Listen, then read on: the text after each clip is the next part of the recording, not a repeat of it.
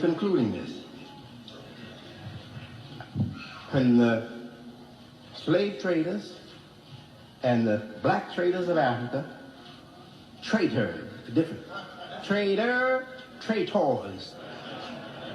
when the slave traders and the traitors of Africa called themselves Muslims, for fighting each other and carrying on and weakening their people over there so that the white traders come in there and get us, take us on slave ships and bring us here. Now, all right? Yeah. So now, when all that happened, what you think was happening to our human soul? Let me tell you, God has given me an eye to see into the very abstract form of the human being by my study of the Quran. Yes. Now, I'm going to tell you what was happening. I know, as if I was there. The soul of those victims had given up on this world. They knew they were going to their death. They knew they were going to circumstances that were going to finish them off. They would never have their lives again. They knew that. But in their soul, they were saying, our children will one day be free again, and they will serve God. We have failed, but our children will one day serve God.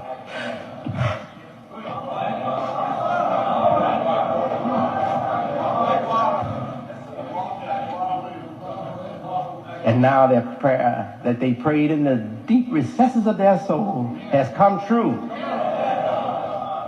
And not only are the descendants of the black people of Africa from Islam coming to Islam, taking up the divine cause, but those who never were Muslims, their children from Christianity, their children from Judaism, their children from paganism are embracing Islam in America. And we are going to build new Africa. New Africa, right here in the United States. Allahu Akbar. And the soul of those suffering victims, they're rejoicing because of us here today.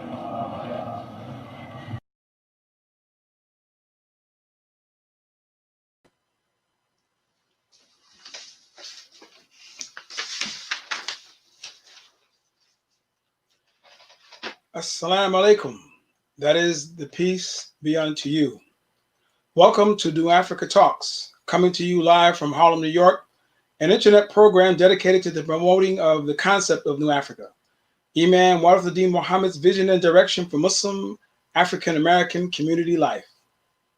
My name is Hakeem Sabri, and I will be your host for this evening or this afternoon. This program has as its focus the students of Imam T.H.E.M. Muhammad. And what we mean by students are those who identify with Imam Muhammad as their leader and their teacher. Today's topic will be TH.E.M. It's an acronym for the Honorable Elijah Muhammad. The movie on the life of the Honorable Elijah Muhammad. And the guest speaker will be none other than Benjamin Musheer Bilal, who is the screenwriter for that movie. This is October the 17th, 2020. We first like to always give an understanding of what we mean by certain terminologies with New Africa Talks. First of all, we want to explain New Africa. New Africa is a vision we want to implement, to visualize, a logic that we want to apply, a life we want to live. That is the definition given by Imam T.H.E.M. Muhammad. Imam Muhammad goes on to say, New Africa is a vision and an ideology designed to have the African American people appreciate the interest in a stronger cultural life built upon the best traditions of our ancestors and leaders in African American history. Part of its realization is the development of business centers designed and owned and operated by African Americans for the purpose of strengthening the sense of cultural life and identity. The expression New Africa is a name for these centers. It would serve the intent for a richer appreciation and recognition for the motherland, Africa. And this is a quote from Imam Muhammad in an earlier publication It's no longer in publication, the Ocular Magazine. We also open by saying that the focus of New Africa Talks is specifically for the students of Imam W.D. Muhammad. Anyone can listen because it's obviously public, but the focus is on us as students and followers of Imam W.D. Muhammad. And what we mean by students is as follows. The first quote is Imam W.D. Muhammad. He says, a student is an intellect that is willing to be taught. A student is an intellect that is willing to be taught. And this is a quote from Imam Muhammad's Ramadan session, 2004. So we have many of you who are my students. You write down my talks. You try to get all you can from me, and you take it and put it in your collections, and you make it the first among the reading materials. I know you do.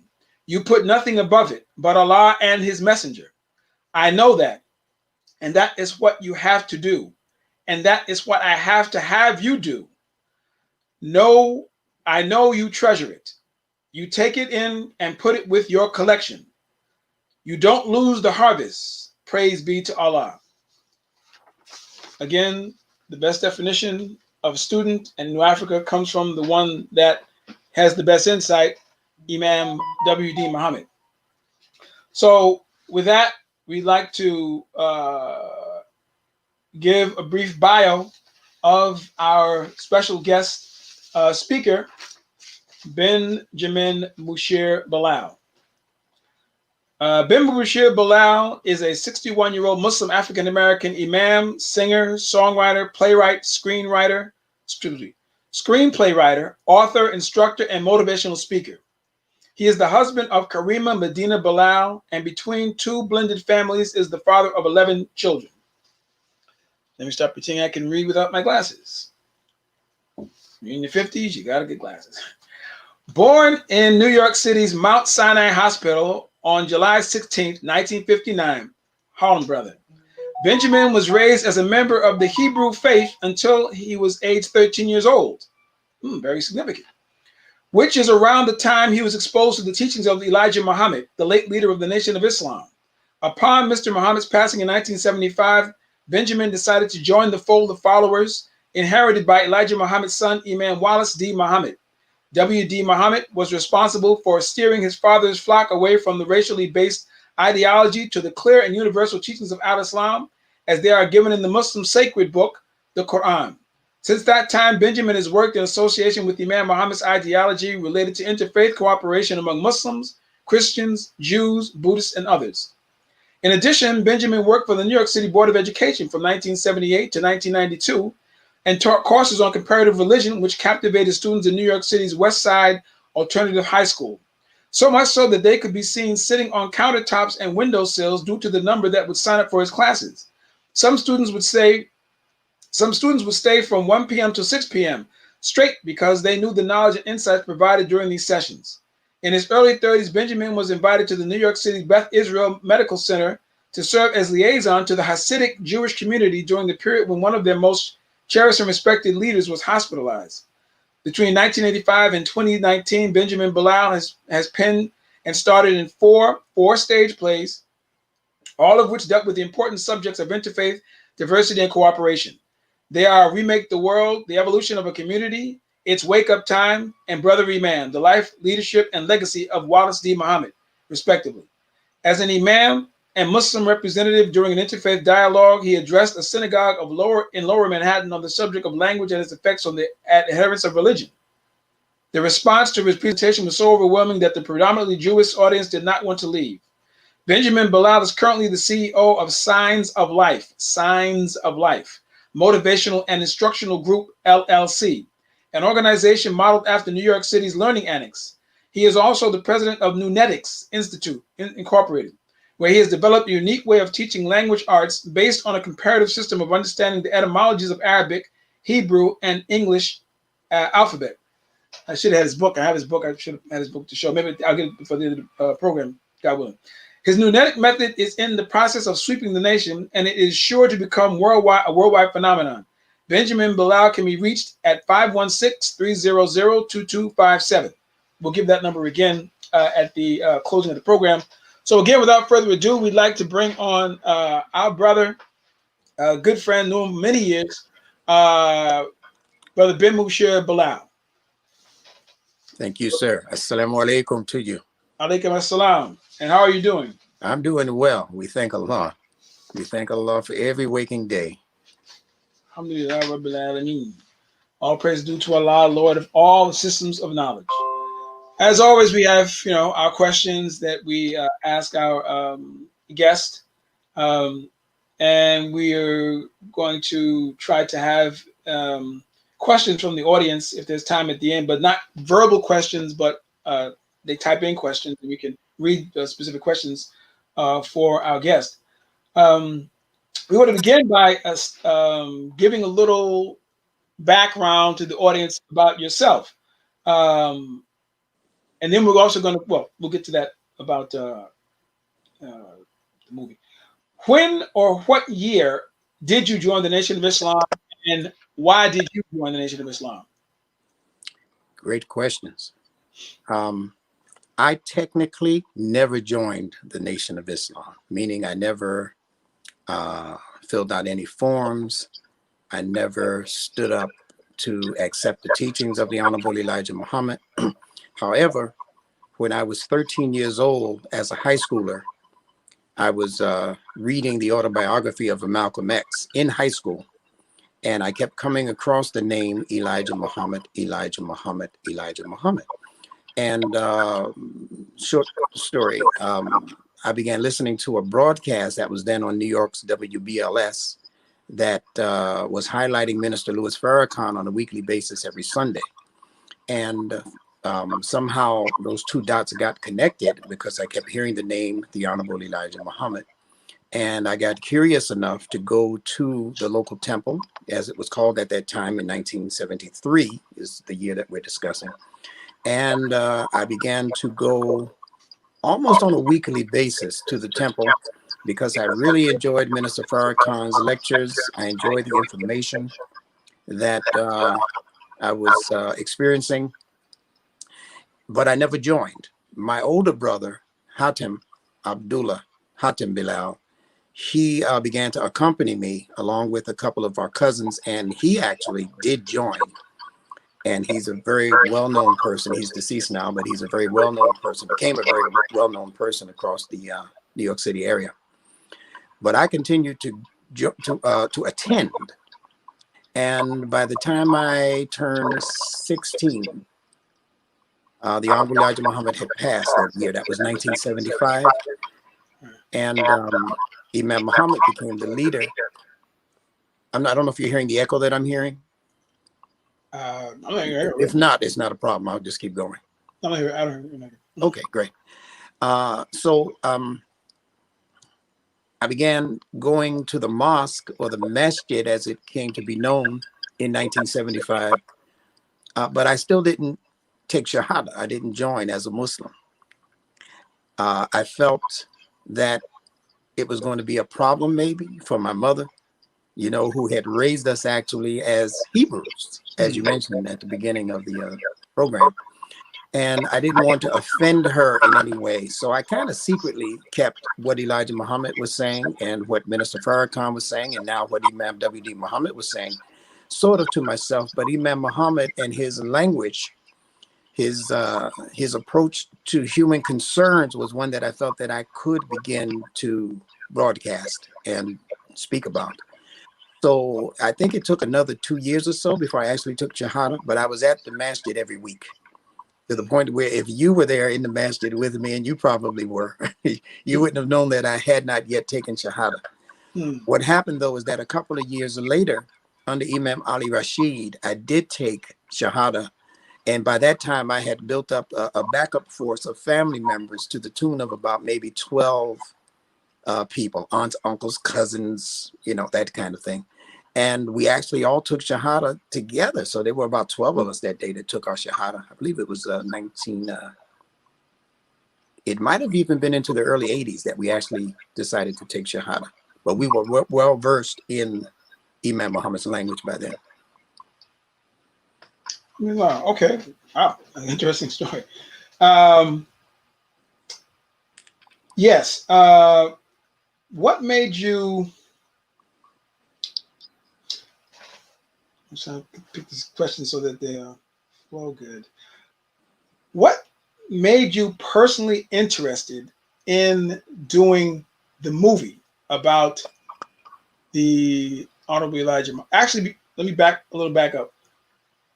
What made you, or what was your influence in? Because I know me and my brothers have ours in the performing arts part of the cultural life.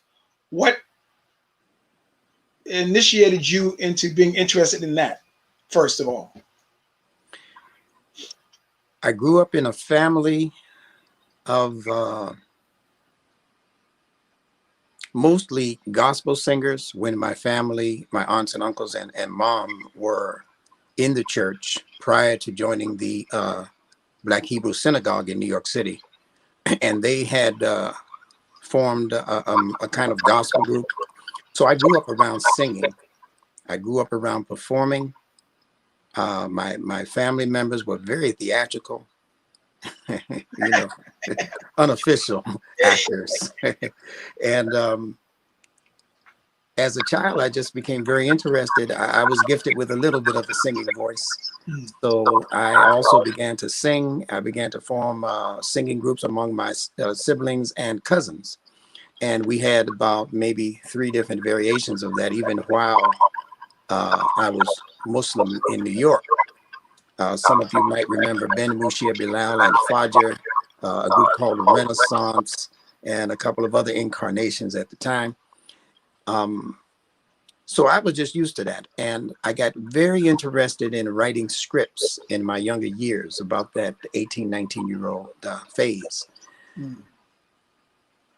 I was also a songwriter, and most of the songs that I was writing after Imam Muhammad came into office were songs based on many of his themes. You know, he came out the gate with a lecture called Reconstruct the Family Life. Right. So I wrote a song called Let's Talk Family after that theme. I wrote a song called Discipline Yourself. I mean, Remake the World was my first outing in terms of musical contribution. So those became very popular in Imam Muhammad's association. Okay. So I also understood that there was a need to tell our story. But this happened for me maybe coming into the early 80s.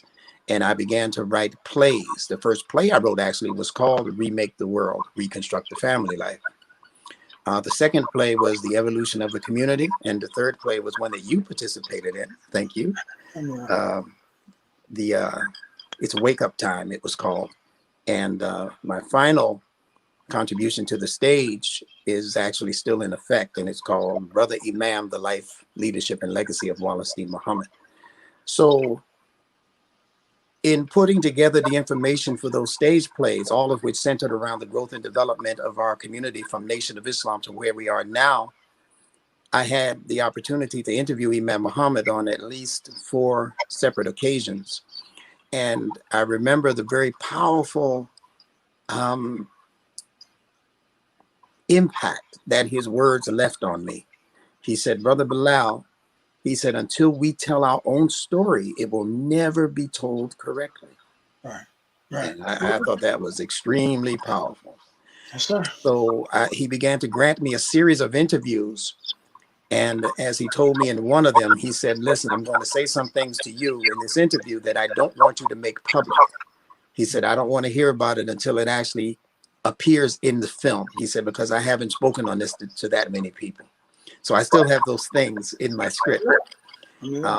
So I was blessed to be able to interview most of the family, the immediate family of the Honorable Elijah Muhammad, most of Imam Muhammad's siblings, brothers and sisters, and the children of the Honorable Elijah Muhammad, the children of Imam W.D. Muhammad. So I was able to get a viewpoint on the growth and development of our community from Nation of Islam to where we are now that was different than what you might read in the standard book on that same subject. Right. So that's what piqued my interest. That's what has my interest. And I was just waiting for the right time to have all of these things unpack and unfold in a way that can accommodate the truthful telling of the story without a whole lot of agitation. Right. Right. You know, Yes, sir. Yes, sir. that way. Yeah, we're definitely gonna get to that piece that's you led into that. So I'm definitely gonna get into that.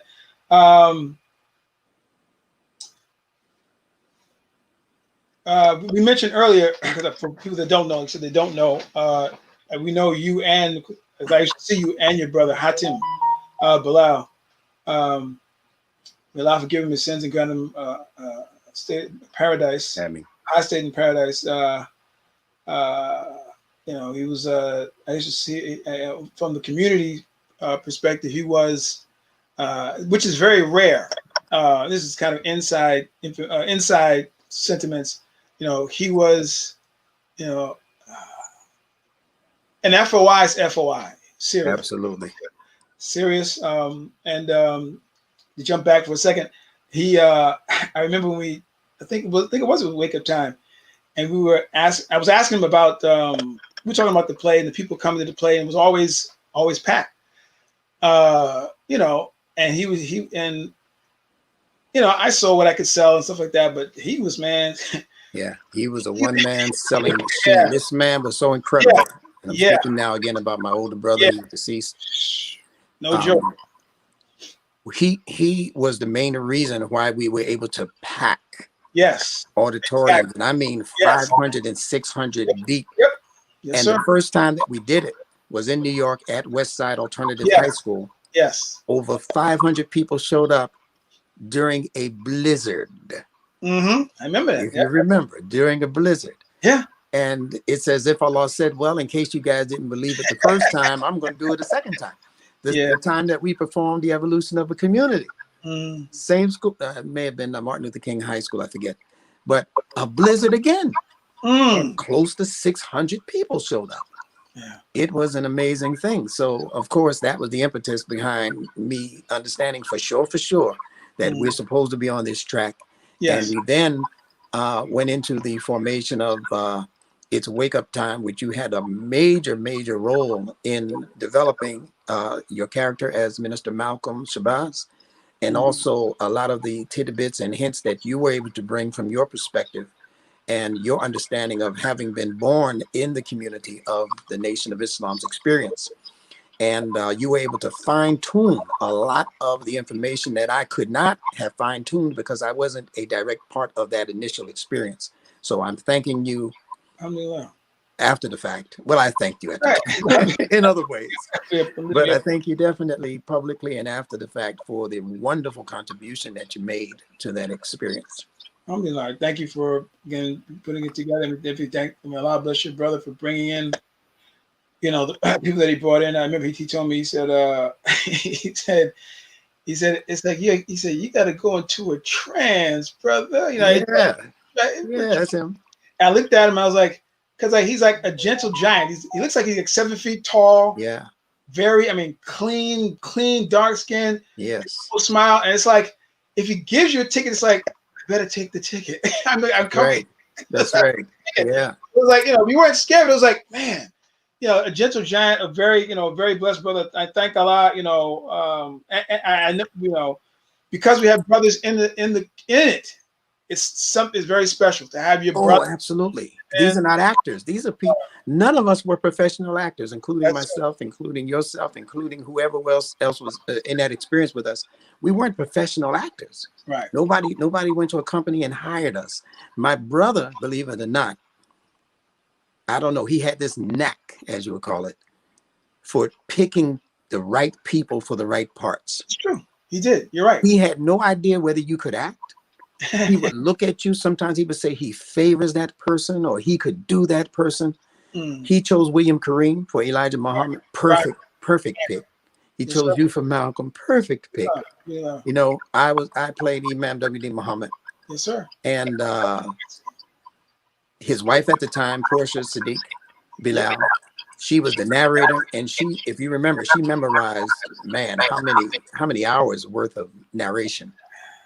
You know, she memorized it? Right? Yeah. I said she wasn't reading. She was memorizing. Man, that's a lot. Right. She had memorized that. I told her, I said, listen, you have the option of standing at the podium and just reading it from the screen. She said, no, I want this to be heartfelt. I want it to be from, from the soul. So she actually memorized that material. And we had other narrators to come after her.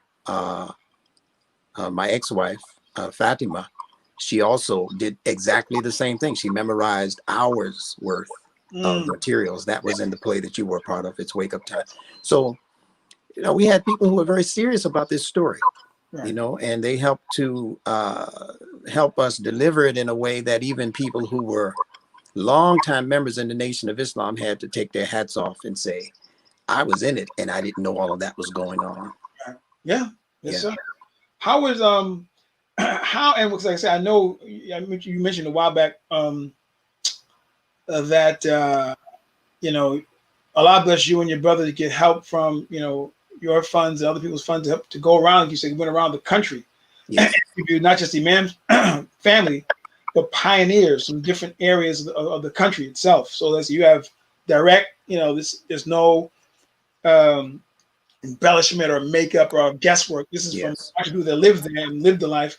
And what I noticed before I ask the question, what I noticed is people don't understand is this. Something Malcolm used to say, those who know don't tell, and those who tell don't know. I mean, the people that are in it, they'll tell you things because they trust you. Yes. That even if somebody from the outside, Hollywood, you can be blacker than black and natural, it doesn't Muslimer than Muslim. If they don't believe that you're sincere to have the best interests of the Honorable Elijah Muhammad and Imam Muhammad and even Malcolm, they're going to tell you a little, like Malcolm said about the interviewing this about the Mau Mau. He said when the when the intruders came into Africa looking for the Mau Mau, the people knew where they were. They said, we never heard of them before in our life.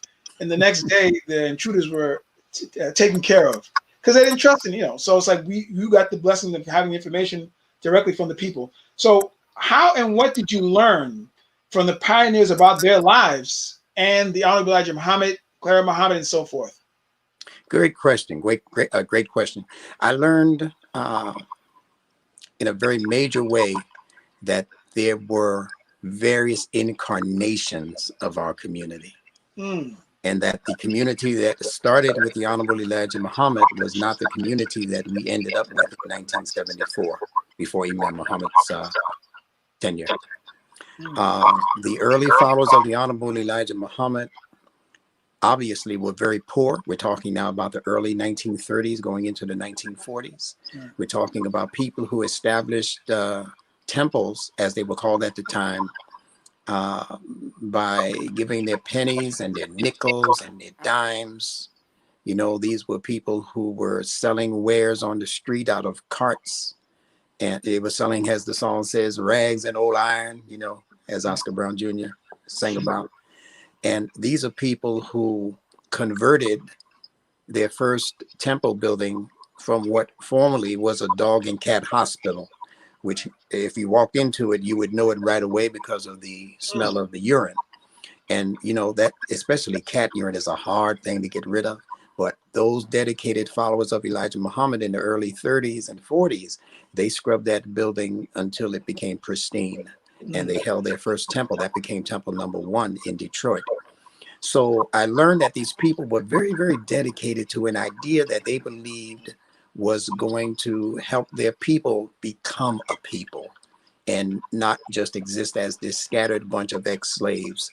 And remember now, at the same time, we're still talking about the Jim Crow experience that was in effect, where so-called Negroes were being hung at the rate of 1 per day. Right. It wasn't even that frequent during this experience of slavery. Right. But during Jim Crow, it was just it was an event for so-called white folks, especially in the South, but also in the North. Yes, a lot of that story is not yet told. That's right. But they would hang a so-called Negro just for, for nothing. Actually, I mean, we have to call it nothing. I mean, if you stepped on the sidewalk while they were walking on the sidewalk, that was enough cause. They could come and get you out of court after the court had deemed you guilty. And they were waiting outside with the rope to go hang you. And they would have their grandchildren, babies sometimes, 2 or 3 years old, on their shoulders.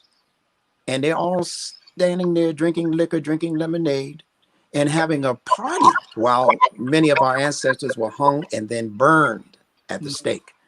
So this was the environment that the early followers of the Honorable Elijah Muhammad were coming up in. So you can't look at what Minister Farrakhan is doing now, and the FOI in their red and polka dot ties and bow ties.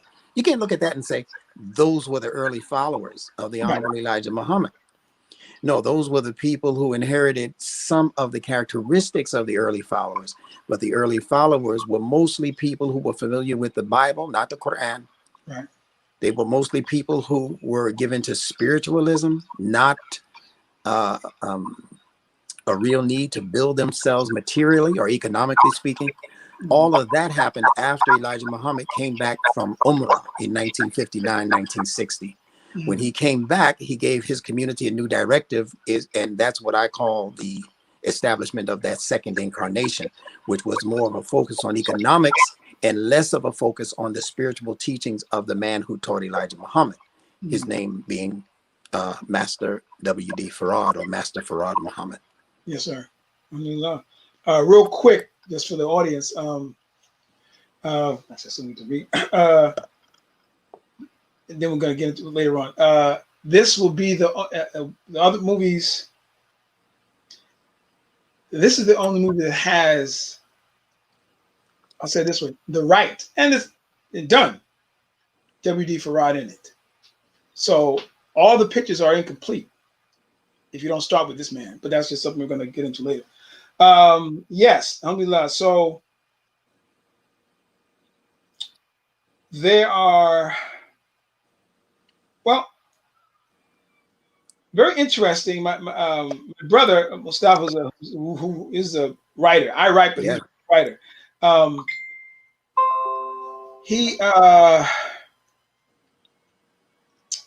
was saying the same is like a bad echo on your end. He said something about the recorder might be interfering with.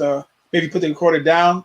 Probably, maybe that's what I guess. That sounds. Well, I'm streaming it also on my main computer. Let me just come out of that. Okay, that should solve it. Okay. It has to be Allah. It has to be God. How did you come up with the title "Them" and then it just works? It just worked. It just worked. Yeah. Even in my early years of coming into the knowledge of Elijah Muhammad, I understood that it was an us against them situation when it came to how people viewed Elijah Muhammad and his followers. You could be any version of, I'm not sure what's still causing that. Let me just shut this other computer down. I'm sorry, I'm a person who works with 3 and 4 computers at one time. All right. Yeah, you could be any version of Christian. I mean, there are hundreds of denominations of Christians, but another Christian, generally speaking, will still see you as being a Christian. Whereas the followers of Elijah Muhammad were not seen as being Christian by Christian America, but neither were they seen as being genuine Muslims by the Muslim world. So Elijah Muhammad was them not only to the Christian world, but also to the majority of the Islamic world. So the acronym T.H.E.M, the Honorable Elijah Muhammad, we saw that as being most appropriate to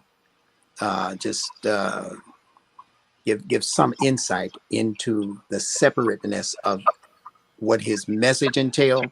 And his message, actually, if you were to wrap it up in one word, it would be separation.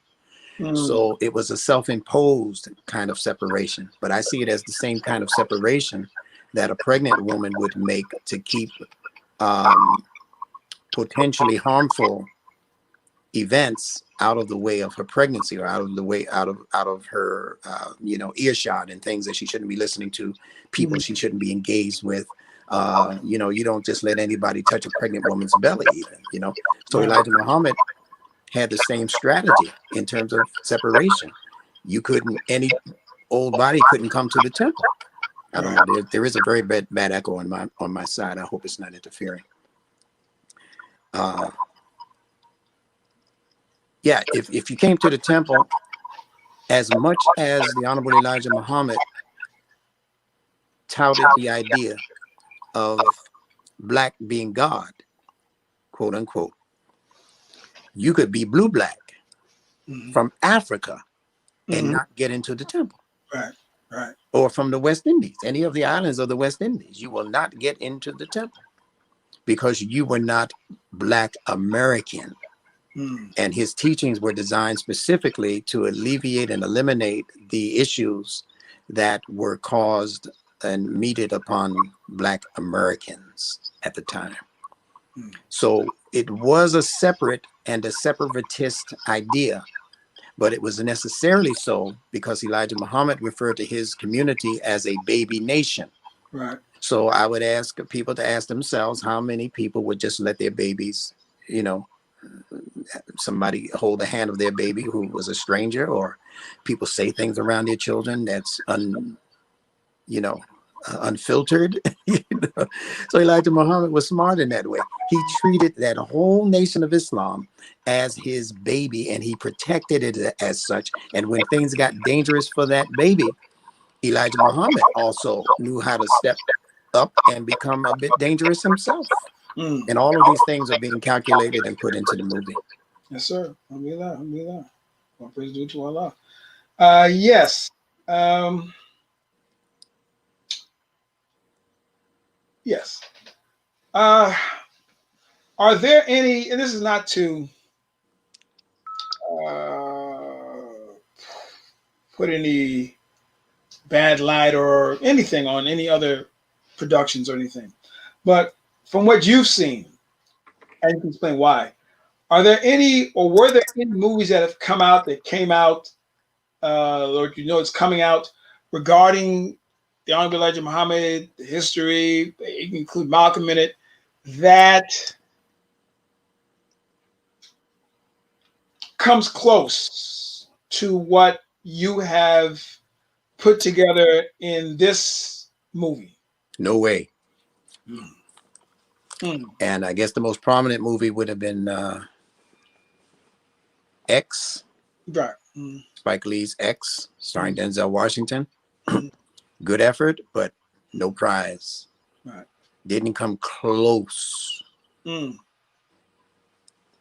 Right. And I'm going to give you the reason why. Mm. Again, this movie that I'm still writing actually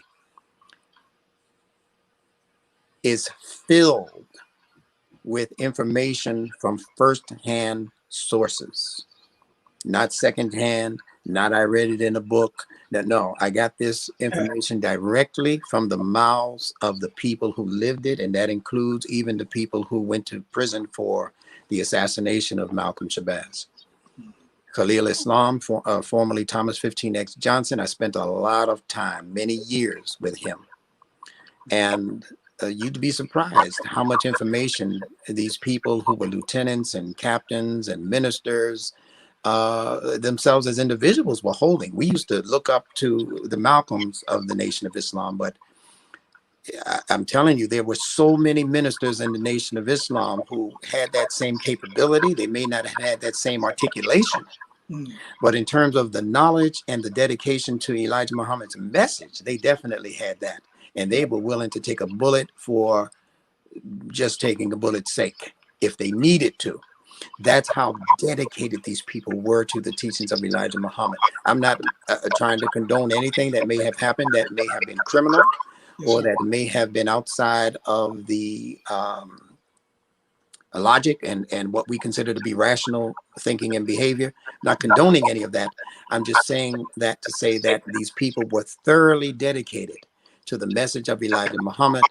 And during one of the incarnations that occurred right around the time that Malcolm was in trouble, and immediately after his assassination, a new spirit, more of a negative spirit, began to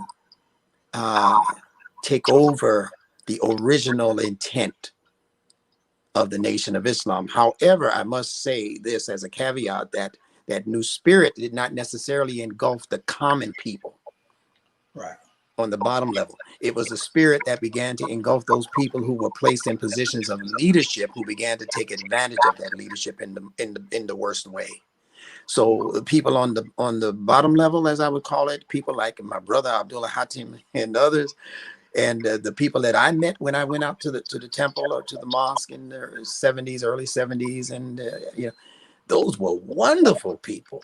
Right. Those are people, man. I was hoping that the brother would come and sell another Muhammad Speaks newspaper at my door, because we would always invite them in. If they had fish, we'd invite them in. We'd fry the fish. We'd have conversations. They would stay with us for hours because they were genuine people. But at the time, we didn't know all of the shenanigans that may have been taking place in little pockets around the country, actually, not just in New York, but around the country, that would eventually damage the image and interfere with the moral tenacity, as I would call it, of the Nation of Islam as a whole, as far as direction. So when Imam Muhammad came in, he had to do what he had to do. And that's the story that most people don't know.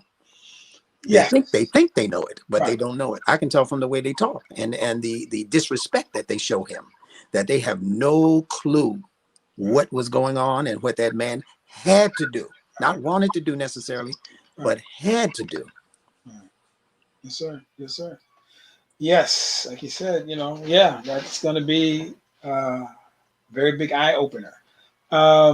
Staying on that topic regarding people doing pictures and things regarding the Nation of Islam, Elijah Muhammad, Malcolm, Imam, why do you think that there's such a... And it's, well, I guess depending on how you see it. Well, no. Yeah, I guess if you the more you know, the more you see it, I guess this way. Why do you see this or do you think it's a conscious effort to give the pictures of the Honorable Elijah Muhammad, Malcolm, sometimes the Imam, in the way that mostly Malcolm, the Honorable Elijah Muhammad, in the way that they give them? I mean, by Hollywood or even the people that do so-called documentaries. As you said, the image that they're putting out, the information they keep putting out, even if it seems like they know better, they put out a message that gives you the wrong idea or draws you to the wrong conclusion of the Honorable Elijah Muhammad, his message, his mission, Malcolm's relationship to him, Malcolm's influence in the Nation of Islam and outside. Yes. And I think your brother Mustafa would agree with this 100% as a screenwriter and as a playwright, that these stories have to have an antagonist. There's the protagonist, the hero, dude or dudess. And then there is the antagonist, who's got to be at least semi-evil in order for the script to work. So if Malcolm is the good guy, for instance, then Elijah has to be the bad guy. And it's the same for every story that's told. That's the formula. That's the working formula for any good script. But the brilliance of a screenplay writer is in his or her ability to even manage the image of the antagonist so that he or she still maintains human qualities. It happened very brilliantly in Star Wars with Darth Vader. Right. Yeah, right. Very brilliantly. When he took off the mask and, I'm your daddy, Luke, I am your father, And the rough exterior had to be removed so that you can begin to see that although he was damaged underneath, he was salvageable. Right. And that's what made people begin to feel a little something for my man Darth, So movies have to have that. Now, the interesting thing about them is that I'm preparing it so that it would be suitable for a mini-series presentation, as opposed to a four-walled situation in a movie theater where it's kind of guess your best if people are going to show up. Right. So we know that this story cannot be told, and that was part of Spike Lee's handicap, that he only had, I think he had to tell his in about 2.5 hours or 3 hours. Right. And he still only pinched off a piece of that history. So it can't be told in an hour and a half. It can't be told in 2 hours. Not if you're going to do the characters justice and if you're going to do the story justice in terms of telling the truth. Right. So a mini series, if you had like they did with New Edition, for instance, Mhm. BET, yeah, Yes. 4 and 5. You know, some people have 6 showings. You know, a 6-part series. Like Roots. That's what this story is going to demand if you're Yes. going to tell it correctly. So That's that's right. the other advantage that we have over those who have told it in the past. I want to say just something quick about something you mentioned earlier, because there was a very low budget movie. I think it was even a black and white movie that came out. And I don't know if it was specifically on Malcolm or Elijah Muhammad. I don't remember. I saw it though, because it was in a theater on 125th Street. Huh. It didn't last long. It lasted maybe two to 3 weeks. I forget the name of it, but it was so bent out of shape in terms of the message and the truth that I'm glad it didn't see the light of day. But that movie did mention Mr. Farad, W.D. Farad, and they attempted, I think, to depict him in that movie. But it had such a short run that it never gained any kind of traction or popularity. Hmm. And that was after X. Oh, really? Yeah, I have to research that and find the name of that movie. It was after X. Hmm. And interestingly enough, you know, Hakeem, I got a chance to be on the set of X while they were filming it in Harlem. Oh, yes. I remember, yeah, you remember you telling me. Yeah. So, So it was the first time that I had a chance to meet Miss Angela Bassett before she became Angela Bassett, you know. And we were in the trailer. We had a long talk. And I was also able to connect with many of the other actors who came on to become pretty stellar people in their professions. I didn't get a chance to meet Denzel. He was one who would do his lines and then go immediately into his trailer to just focus.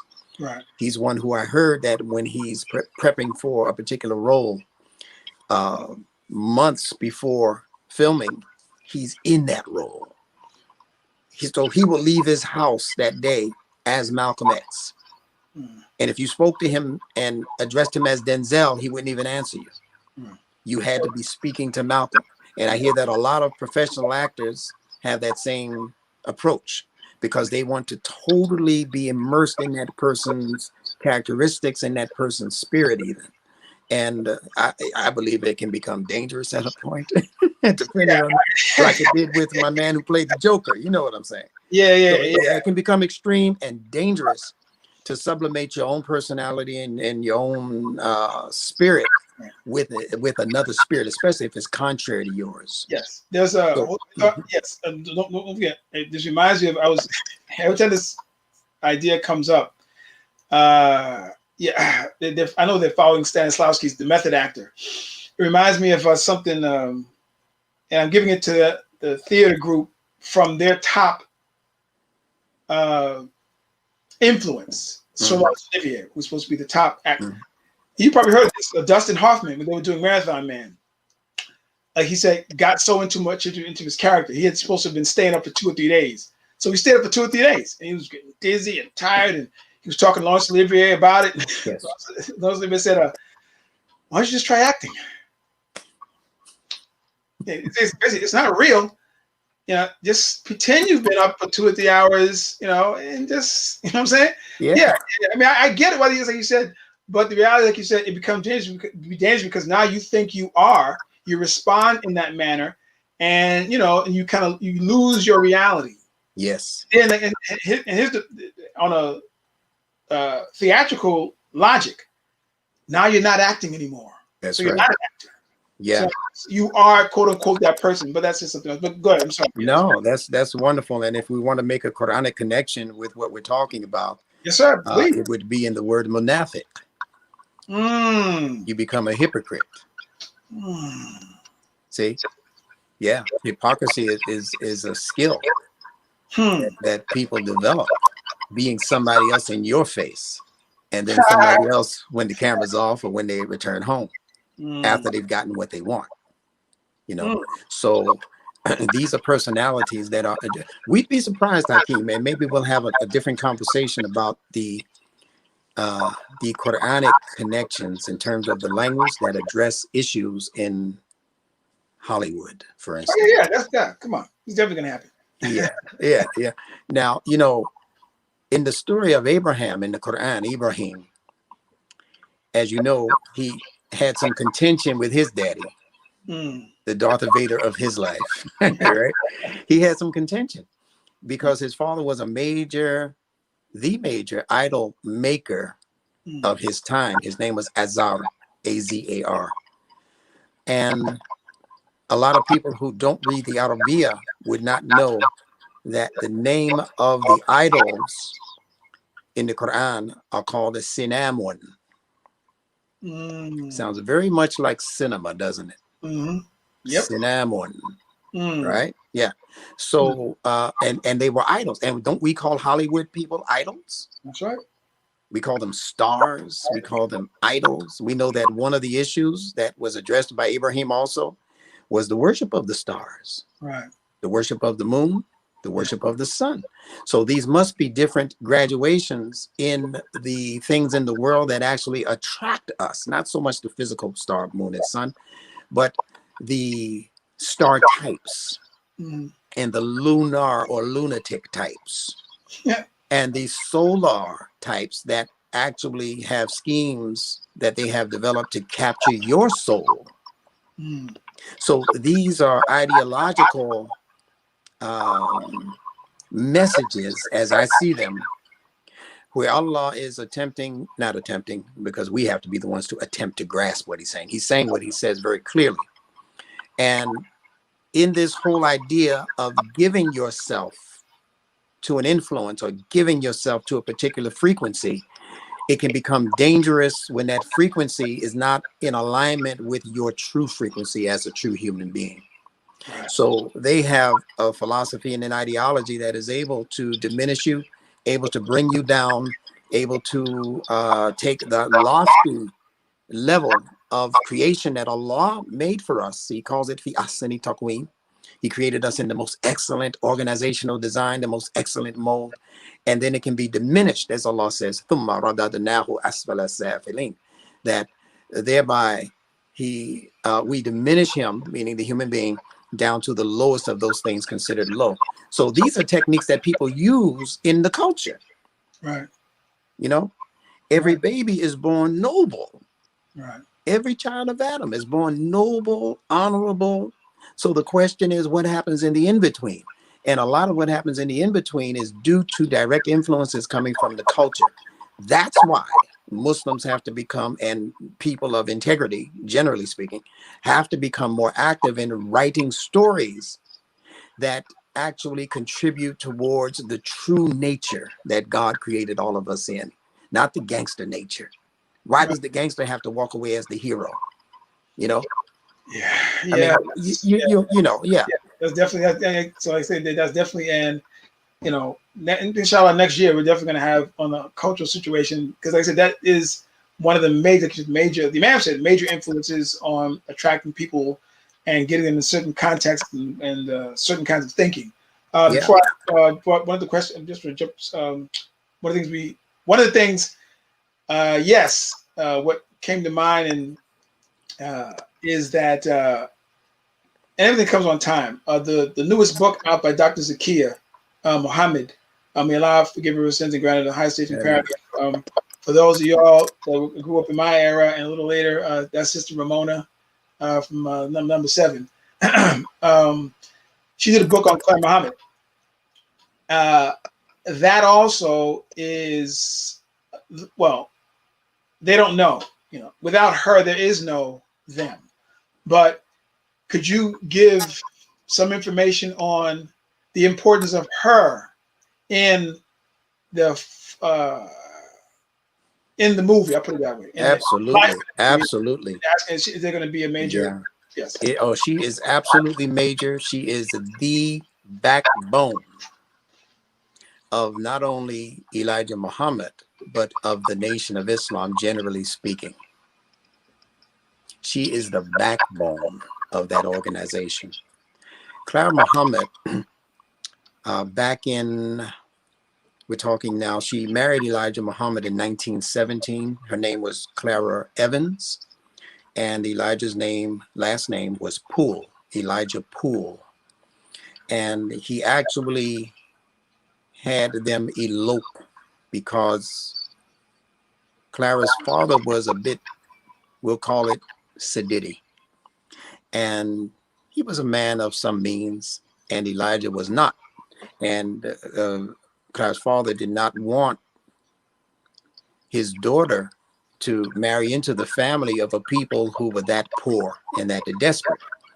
So Elijah Muhammad asked Clara to elope, which she did, and they got married in secret. Everything worked out family-wise after the fact, but nevertheless, that was a marriage that was not promoted by both sides of the family. In 1925 was when Elijah Poole and Clara Evans Poole decided to move north from the South. They were in Georgia at the time, Sandersville, Georgia, although he was born in a town called Deep Step, Georgia. He was not born in Sandersville, as many promote. Elijah Poole, who was working as the foreman on his job at the time in the South, in Georgia, he would not follow through on the direct orders that his so-called white boss was asking him in terms of the treatment of his workers. The boss wasn't paying the workers. Elijah Muhammad stepped up as the foreman to demand that these people be paid for an honest day's work. And the boss saw that as being arrogant on the part of Elijah Poole. So he put a threat out against Elijah, because obviously most people in the South at that time were somehow connected to the Klan or the White Citizens Council or one of those other organizations. And Elijah Muhammad then had to flee to the North. A lot of people don't realize that when he left, his reason for leaving the South to go into Michigan in that area was because his life and the life of his family was being threatened. He only had a couple of children at the time. So he hightailed it out of the South, and he ended up in Detroit because of the opportunities related to the Ford Motor Company. So you're talking now 1925, 1926, right before the onset of the Great Depression, which happened beginning in 1929 and into 1930 and the early 30s. Now, when the Depression hit, of course, most people, especially those who look like you and me, when we look at ourselves in the mirror in the morning, we lost our jobs. Elijah Muhammad lost his job and became extremely desperate on the streets of Detroit, to the point where he became a bona fide alcoholic, according to his own family members. Right. He became a true alcoholic. He smoked cigarettes incessantly. And he was what we would call a worry wart. He worried about everything because he was a family sensitive man, and he couldn't stand to come home at night and see his children looking at him, hoping that he would have something in his hands that they could chew on. And it didn't happen like that. So sometimes he wouldn't come home at all. And his wife, Clara, had to go find him. At one point, Hakeem, she found him laying out across the train tracks. Now, whether this was an effort at suicide, we don't know, or he was extremely drunk and he had blacked out. So it might have just been that he was walking and whatever and fell out on the train track. She retrieved him on more than one occasion, but this particular time she retrieved him from the train track, and she would have to pick him up, prop him up, and put him on her shoulders. Now, both of these people were about 5'2", each of them. Well, they about the same height.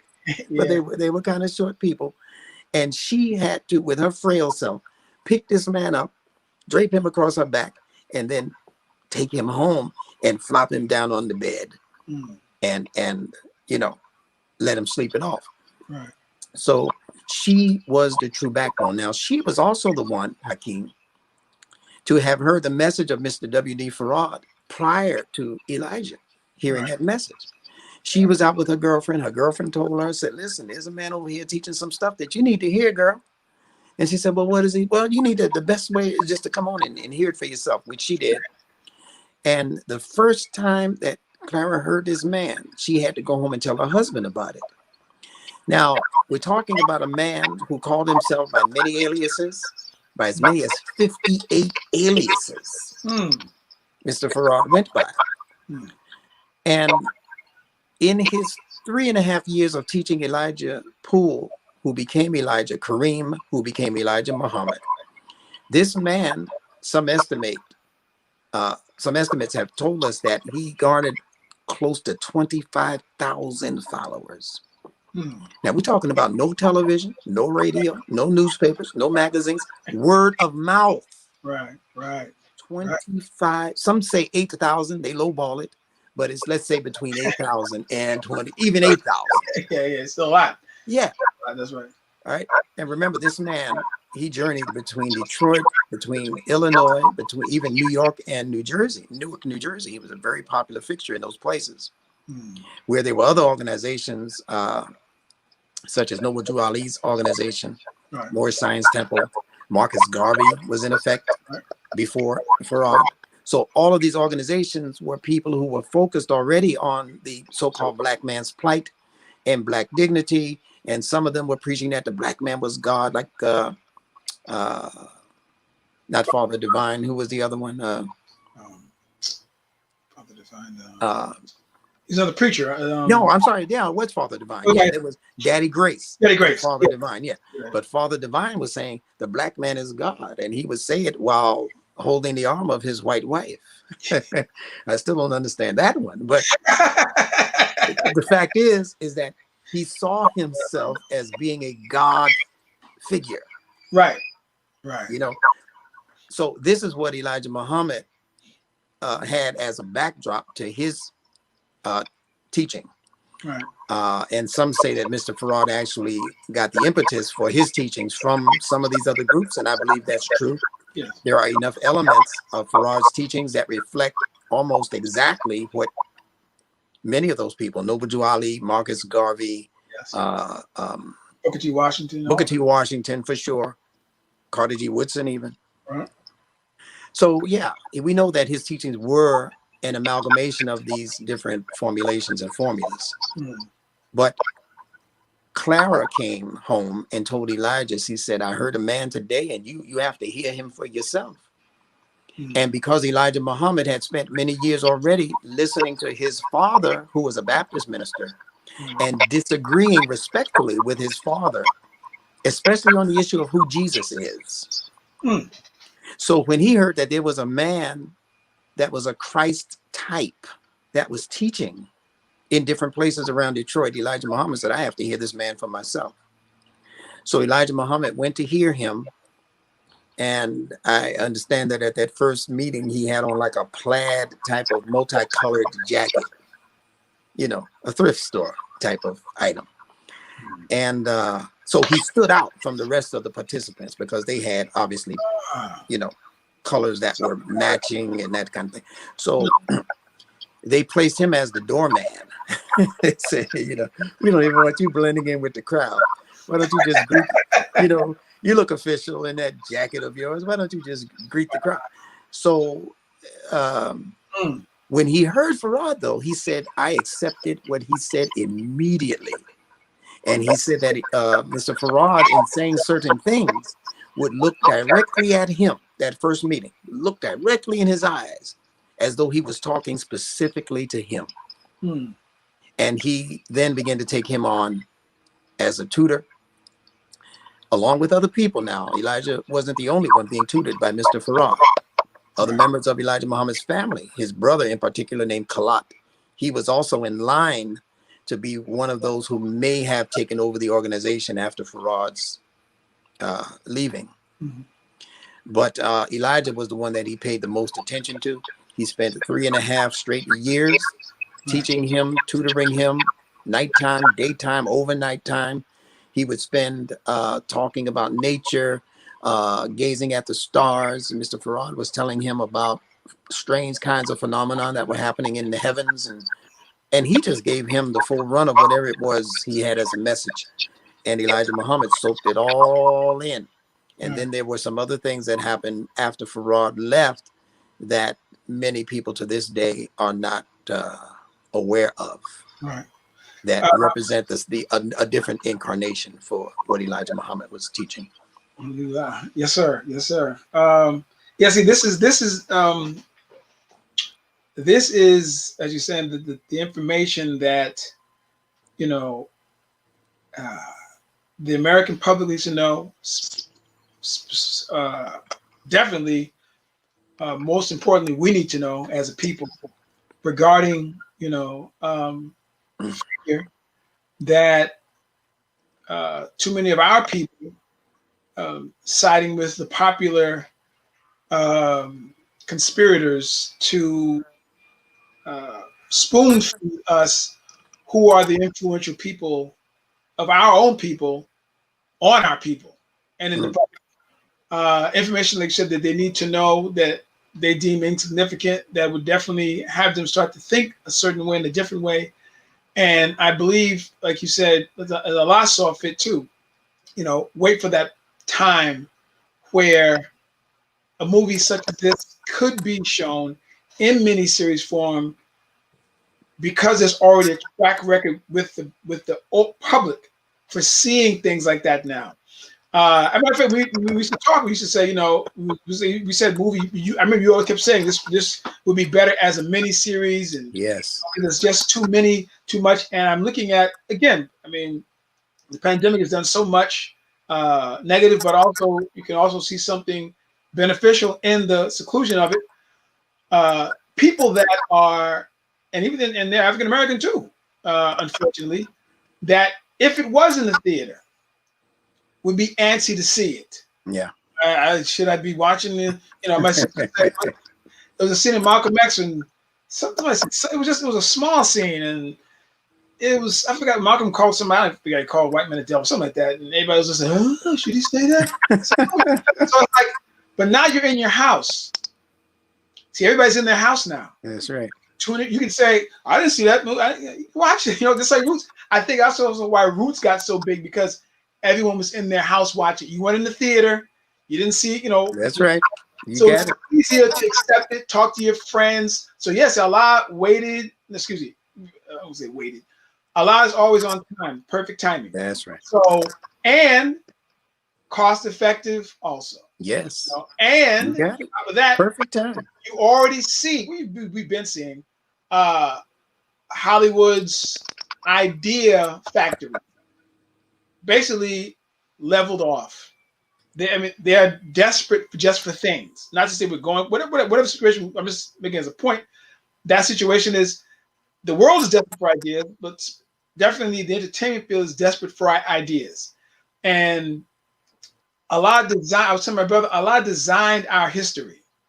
I'm talking about us coming to the Nation of Islam, to Imam Muhammad, as almost like, well, Imam Muhammad used to say, he said, Professor Farad designed a theater. Mm-hmm. Put us in the theater. And this is exactly the whole story. There's nobody's story, Muslim story in America, that's more intriguing, more exciting, more thought-provoking than what happened with the Nation of Islam to Imam W. Muhammad.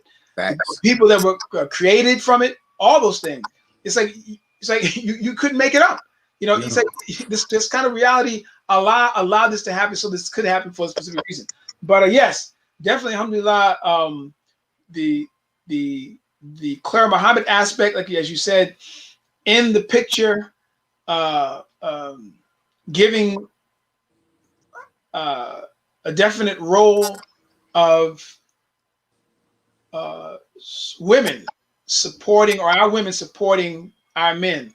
I think it'll do wonders for just what she did, how she did it, and also how people don't know, and that'll be another time, how Professor Farad, how to put it, how much he values Sister Clara Muhammad. I remember Muhammad talking about the relationship that they had as far as information and teaching.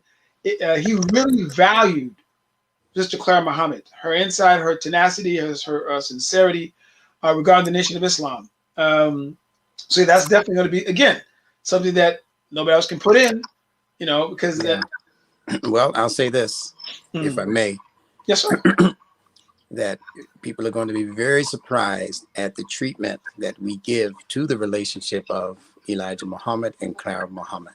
And I had asked Imam Muhammad during one of those interviews off camera. I said, I have a concern. He said, what is it? I said, I'm not sure how I should handle the issue of your father and the secretaries. The whole controversy related to babies out of wedlock, extramarital affairs, and that kind of thing. He almost stopped me midstream. He said, well, there ain't no problem. He said, just tell the truth. I'm going to tell you what he told me. He said, well, Brother Bilal, he said, that ain't nothing. He said, just tell the truth. That's how you handle that. He said, understand this, and this stuck with me. He said, when you tell my father's story, he said, don't tell the story so much of the man beneath the fez and behind the microphone. He said, most people already know that story. He Right. said, tell my father's story from a human interest perspective. I'm paraphrasing a little bit, but that's what he meant. Right. Tell it as a human interest story. Right. So if you're not trying to deify him and you're not trying to make a hero out of him necessarily, you let people come to their own conclusions about what they think about whoever, right? People come to their own conclusions about what they think about their own parents.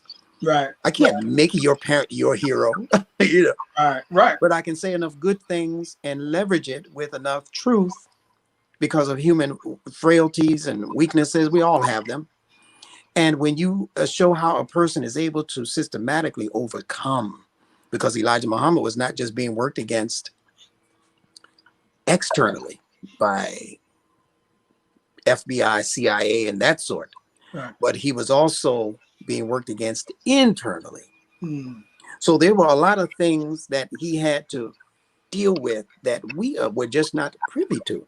Right. Why he chose a particular relationship, why he chose a particular activity, we see from the outside and we make our judgments based on what we would do under our circumstances. Right. But we cannot truly judge that situation. I'm gonna give you a quick for instance.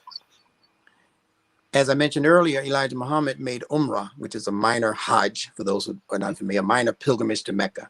Yeah. He made it in December of 1959. He came back the first week of 1960, January. Now, during that particular visit to Mecca, several things happened for him. He met in Jeddah with some very influential top-level Muslims, one of whom was trying to encourage him to come, in effect, work for them or teach for them. And he tried to coax him by saying that if you come and work for our interest, he said, we will hook you up, under my language, we will hook you up with the finest babes, you know, the best looking women that you pick them. You can pick them, Elijah. All you have to do is come work for us. Teach our version of Islam. And Elijah smirked and laughed at him. And he said, no, brother. He said, that's not my job. He said, I'm satisfied with my one wife. In fact, that was probably when he was just learning that Muslims could have more than one wife. Because I don't think he was aware of that. Mr. Farad, that's nowhere in his teachings. The teachings of polygyny, polygamy, and that sort. So Elijah, remember now, there were a lot of things he had not been exposed to. He was a man from Georgia who had moved to Detroit, who had moved to Chicago, and that was his world. So he wasn't aware of necessarily what was going on in the entirety of the Muslim world. So that particular junket, that Umrah, opened him up to many things that were going. Mr. Farad told him that the streets of Mecca were paved with gold. And when Elijah got there, he saw it paved, so to speak, with sand. And poor Negroes that looked like the ones from Detroit and Chicago. And some of them naked, didn't have any clothes. They were so poor. They were dirt poor. So that began to register in Elijah Muhammad's psyche to say, I haven't been given the whole picture by my mentor. So I have to now do some more investigation. That's when he decided to shut down a lot of the esoteric teachings that Mr. Farad had left him with, like, you know, the four devil heads, you know, popular stuff. He decided, he said, well, brother, don't practice that. Don't pay attention to that. I'm going to put out my own lessons. That's when he came out with his lessons versus what Mr. Farad had left. Now that, and they were question and answer. yeah. So he got a chance to answer it the way he wanted that answer to be in your mind, right? And he took out or reduced the emphasis, or eliminated actually, the whole idea of the esotericism, because it had led to some very, very difficult situations in Detroit, where a man actually was killed, as you are probably aware. Robert Harris was murdered by an off guy who had joined Mr. Farad. Actually, Mr. Farad was still in town, and he thought he was acting upon Mr. Farad's directives. Right. And you know, a lot of people they castigate Farad and Elijah Muhammad for that reason. They say, well, you know, right from the jump, you had things in your teaching that were encouraging people to murder people. And my answer to that would be, if that were true, Robin Harris wouldn't have been the only example of that. Exactly. The guy was, they deemed him unfit to even have trial. That shows you how off this guy was.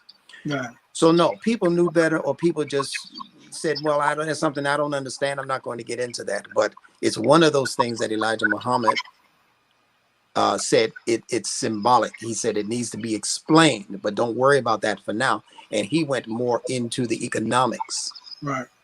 Is there I mean, I know there will be, which I'm pretty sure a lot of the, us in the community over the years have had conversations with, mostly with Muslims, our own people and immigrants.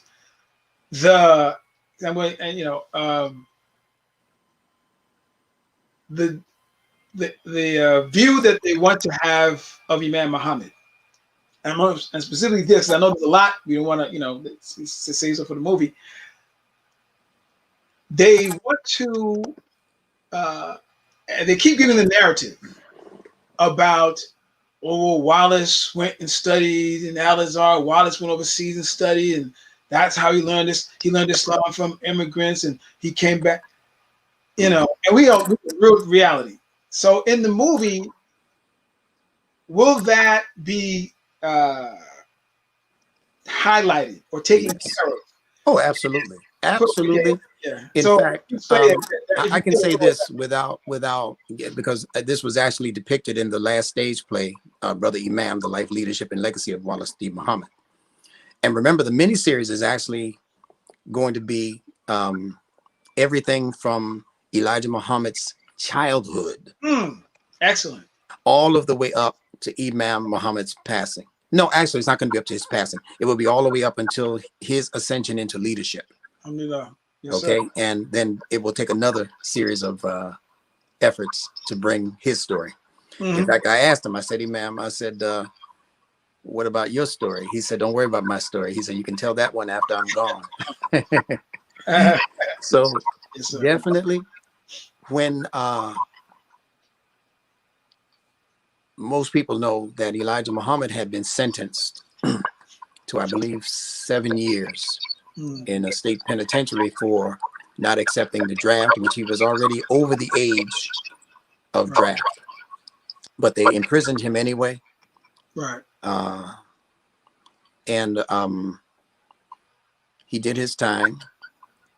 He came out, his son, and many of the male members of the Nation of Islam at that time had to go to prison for that same reason, for refusing the draft.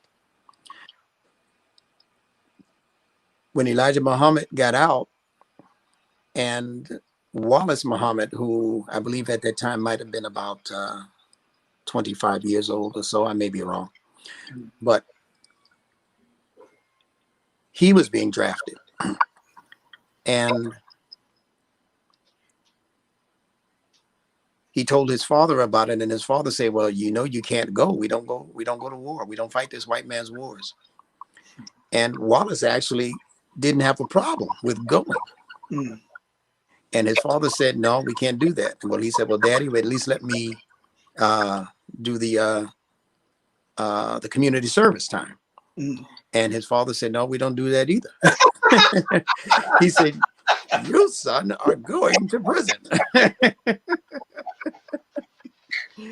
So Wallace said, well, you're the leader. You know better than I do.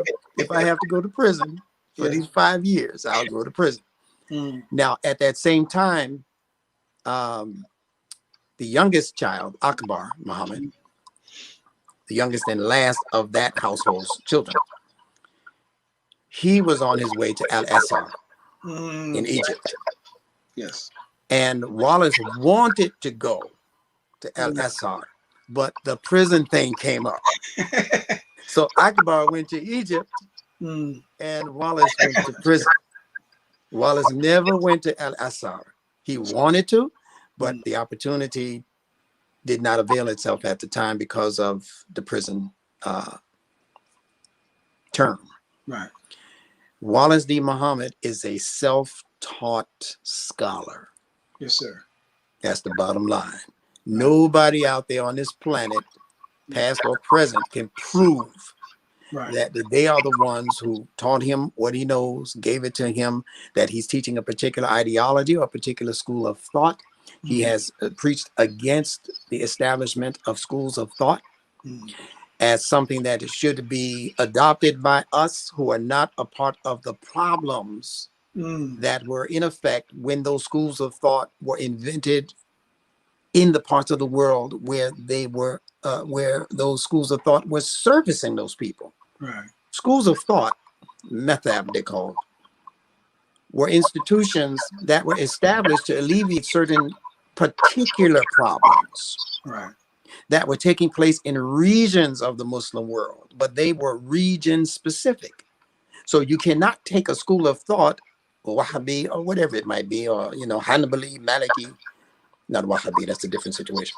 You can't take that and just lift it from over there and implant it here, because it was dealing with their problems, not your problems.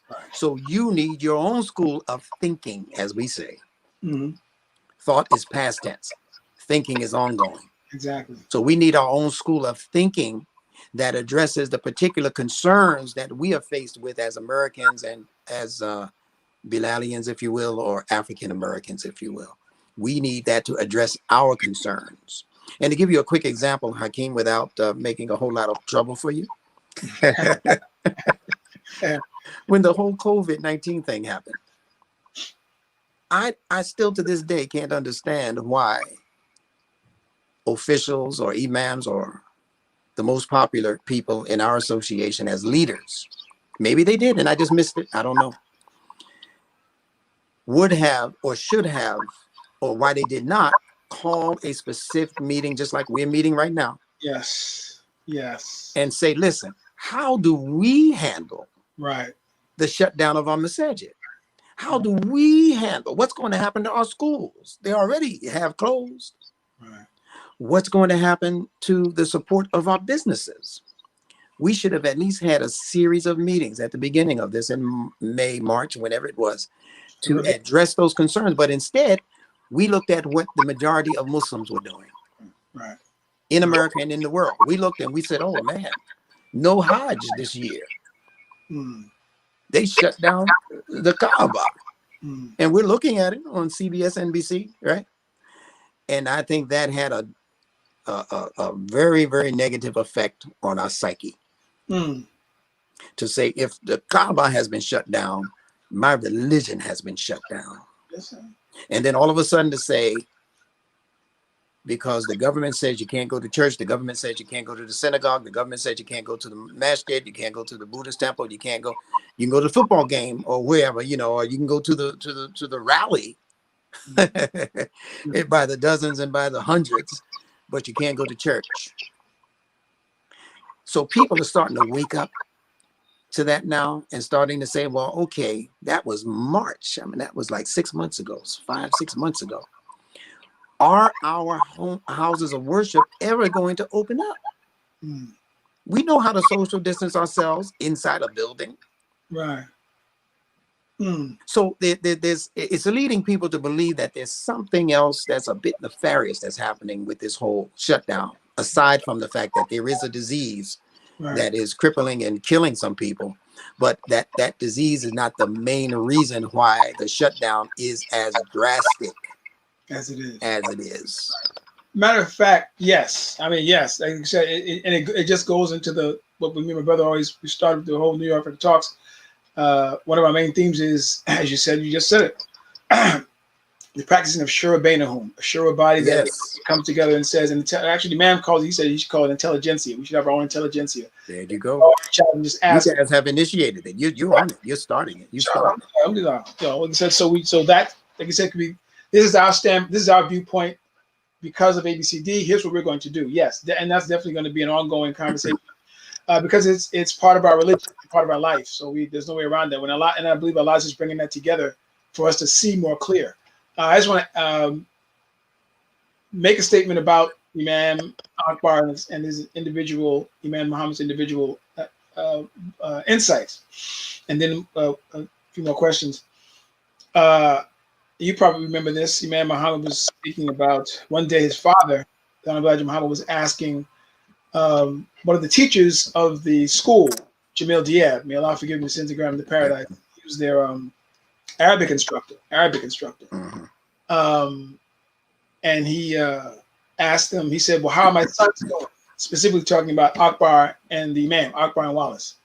And he said, Jamil Diab said, start with Akbar. He said, well, Akbar has the pronunciation, the language, definitions, you know, the recitation, perfect. And Imam Muhammad credited him saying he knew Arabic better than most of the Arabs. He became an Arabic scholar. And he said, but not, and this is all he said about the Imam. Jamil Diab, he said, but Wallace has the insight. And that's it. Now, did he say, I taught him the insight? He said, Wallace has the insight. So him already, that statement is enough for the wise to know, I didn't teach this young man that. Where did you get that from? Allah, yes. That, like you said. So that was his blessing that that he had.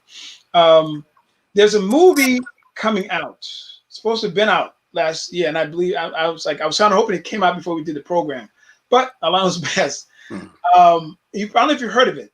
I have my own thoughts of why they did this and why they put people in charge of it. Called One Night in Miami. I haven't heard. Okay, it was originally a British production, British stage play, and a British it was African Brit that came up with a idea of what he wanted to see. I guess answering maybe giving a political voice to his situation in England through voices of African Americans. It was supposed to be One Night in Miami, and it's centered around Muhammad Ali before he changed his name to Cassius Clay, Sam Cooke, Jim Brown, and Malcolm X. And it was supposed to be after the Sonny Liston fight, after he won the Sonny Liston fight. Yes. And they all got together in a hotel room, and they're basically talking political situations and cultural situations, and I guess just the life of what we're living as African Americans in those times. Now, you know, they put they're making a movie out of it now. They have Regina King as the director of it.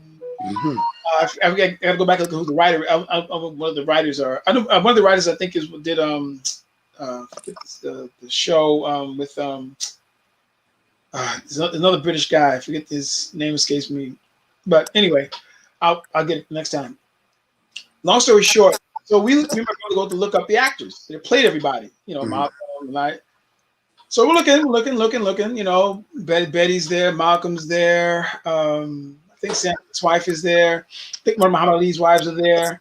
Cosell, Bandini, and you know, so I'm looking. Okay, well, they're gonna have Elijah Muhammad. So I look. Okay, Elijah Muhammad's name. But out of everybody listed, there's no picture. So I said, okay, let's just find the guy's name. Go online, find the guy's name. See what else he did. I should have wrote the name down. But if you go to IMDb, you'll see it. If you list One Night in Miami, you'll see.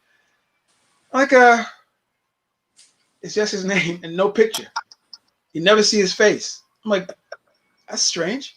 Why would you pick a guy that this more likely has to be his very first production? Because he has no list of anything else. They never show his face. I try to go on, Google. They never show his face. Like, what are you guys doing? You know what I'm saying? What are you guys trying to do? Either you're doing something in the movie that you think is a little dangerous, that you may, this is my theory. I'm looking at, okay, why him out of everybody? Because they already messed him up with Clifton Davis in that thing on the Bumpy Johnson thing with Yeah, yeah, yeah, yeah. yeah. I mean, come on. Yeah, but that's again, like you said before, the antagonist. So I'm like, Right. you don't show this guy's face. So that's why I'm really, I'm going to see it, but I'm really curious to find out, well, who is this guy and why don't you show his face? And he has no other credits that I've seen, and we can't find it.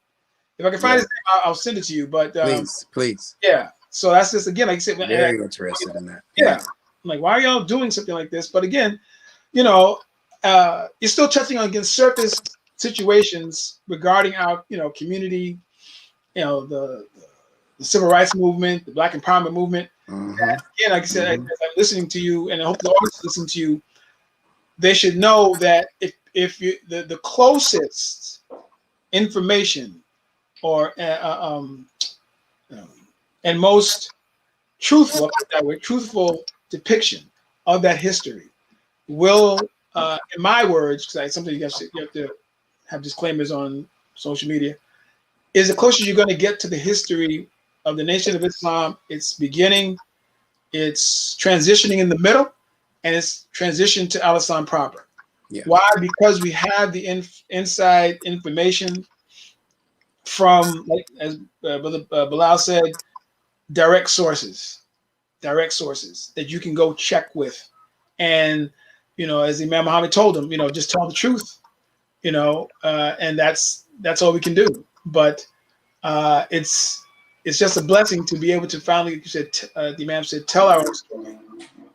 Because now it's, coming from us with our sensitivities, Right. what we believe is important for the public to hear and to know about this special history.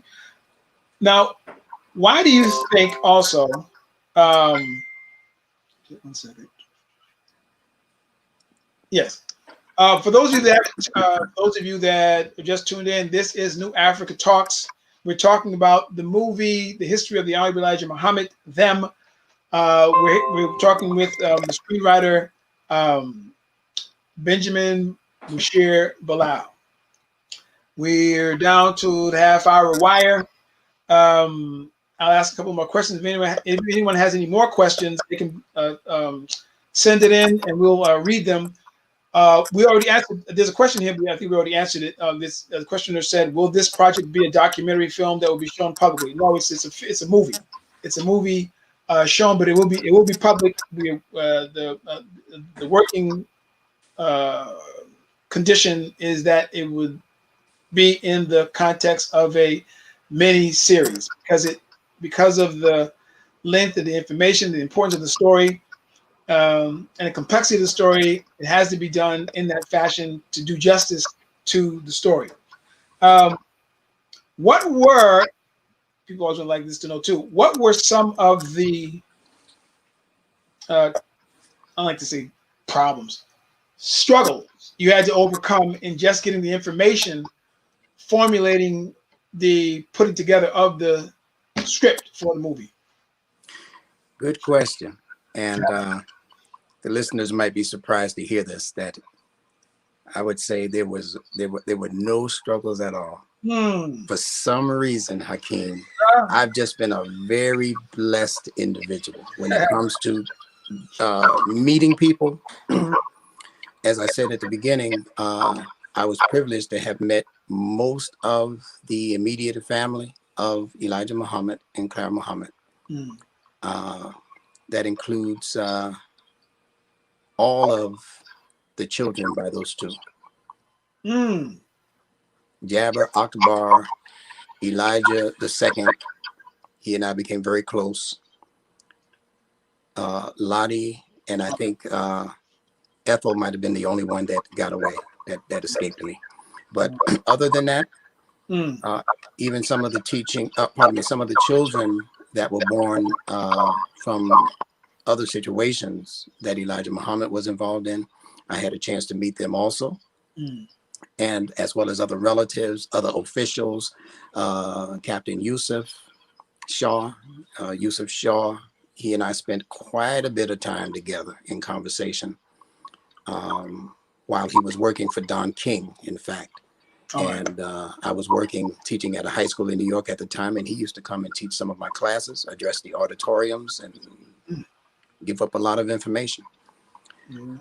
So Allah made it very easy for me to be able to access people without becoming starstruck. Mm. I didn't want to follow you around. Muhammad Ali, I mean, you know, if I were to tell you some of the meetings that we had in private in his hotel room, people would say, what? Because he had a chance to read an early version of the script. Oh, wow. And we were at a hotel, and I had the script with me. I actually have a picture of this, where he began reading, and this is when his illness was just beginning to affect him in terms of slowing him down in speech and that kind of thing. Yeah. And he started, and in fact, you mentioned something. You mentioned the relationship between Malcolm and Sam Cooke. Mm-hmm. That's in our script. Mm. Yeah, Excellent. that relationship is in the script. Excellent. So he was reading that portion of the script. Oh, wow. And some of the way I was handling the dialogue, and he started crying. Mm. And he said, this is going to be a movie. Yeah, he said, this is going to be a movie. Yeah. I said, yes, sir, with the help of Allah. Mm. And then he did this. Can you see that? Yeah. Like, how much? Yeah, how much is this going to cost us? And I said, no. I said, Ali, I said, we're not coming here to ask you for money. My brother and I were there together at the time. And a couple of other brothers who were in one of the versions of the Nation of Islam. You know, there's like 5 different versions of the Nation of Islam that people don't know about. Yeah. And they were very good brothers, security brothers for Ali. Mm. And I said, no, we didn't come this session to ask you for anything except to put us in touch with people who can make this happen. He said, you got it. You got it. Right? A number of things happened in the interim that didn't allow for that. But it's, as you said, the conditions right now are the most favorable for what it is we're talking about. Mm-hmm. Mm-hmm. So that relationship is captured. We go a little bit deeper into the personalities of Muhammad Ali and the distractions that were taking place that were responsible for him and Malcolm eventually having to distance themselves. Right. A lot of political infighting, a lot of stuff going on. And I think the other thing that Imam Muhammad appreciated about my depictions is that I was completely honest. Mm. And I wasn't trying to whitewash. I wasn't trying to like, well, I'm a Muslim, he's a Muslim, we're Muslims, we got to make ourselves look good all of the time. That's not life. Right. Right. So I think Imam Muhammad saw in the way I treated the situation regarding his father and the secretaries, just to go back to that for a moment. He saw that I was willing to be honest. Right.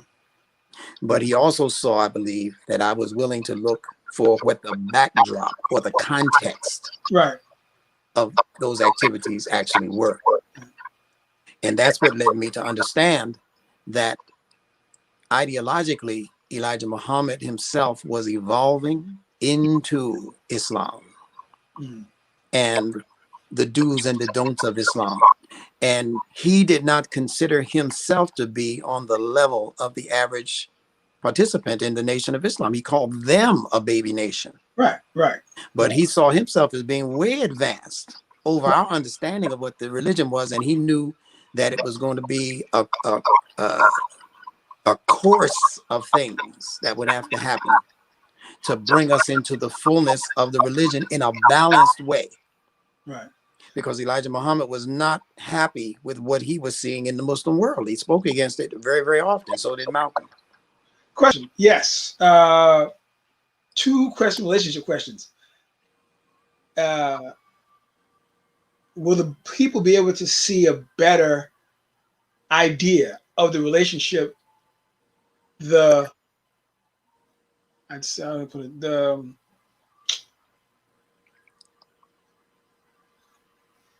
I'd say relationship between, unknown really, Imam, Wasi Muhammad, and Malcolm, and a more insightful, like you said, backdrop-ish, if I think that word, relationship with the Honorable Elijah Muhammad and Malcolm in this picture. First, the man Yeah. Wallace, Yeah. and then Yeah. Wallace and Malcolm. Like Yeah. the real reality of their friendship, their influence, whatever it is, and then the Honorable Elijah Muhammad to Malcolm and Malcolm to the Honorable Elijah Muhammad. Will they be able to see a bit like a real? I forgot to mention when we mentioned the name of the film project as the acronym T.H.E.M, the Honorable Elijah Muhammad. I forgot to mention that the subtitle is The Unknown Story. Okay, good. Excellent. Yeah. So most of what you're going to be seeing is information that is currently unknown. Excellent. Got it. Yeah. And yes, just to answer that directly, you're going to see aspects of the relationship between Elijah Muhammad and Wallace Muhammad that people have not been privy to. You're going to see aspects of the relationship between Wallace Muhammad and Malcolm Shabazz that people have not been privy to. And you're going to see relationships between instigating members of governmental organizations, especially that which led to the demise of Malcolm. You know, it wasn't just some stray dudes out of the Nation of Islam who decided to, you know, go hunting that day. It wasn't like that. It was much more intricate than that. Not to excuse anybody who may have been a member of the Nation of Islam from that devious deed, Right. But to say that there's always context and there is always backdrop, and it's the backdrop that makes it so dynamic as a story. Right. It's not just somebody who decided to wake up that morning and go murder somebody. There's a whole backdrop, and as people would say, if you want to know who really done it, follow the money trail. And unfortunately, at that time, many people had gotten caught up in the Nation of Islam and chasing that money trail and being a part of that money trail. And the money then outweighed the commitment that they should have had to the message. Elijah Muhammad, remember now, beginning in the 60s and escalating into the early 70s, was a very sick man. That's right. Physically sick man. And that sickness precluded him from being able to look over his Nation of Islam in the way that he had been used to, and in a way that was supplemented by Malcolm's ministry. Malcolm was his eyes and ears. So when that relationship went sour, there was nobody else to look out for the messenger's interest. And those people who were in positions of power to take advantage of that kind of situation began to do so. And a lot of money, man, I mean, a lot of money began to flow through the Nation of Islam through illegal sources, through drug sources, prostitution rings. You'd be surprised, right? That's why, again, I say that Imam Muhammad understood that I was going to be honest. Right. And honesty is an advantage in this sense that all of the things that the enemies of your message are waiting to offload.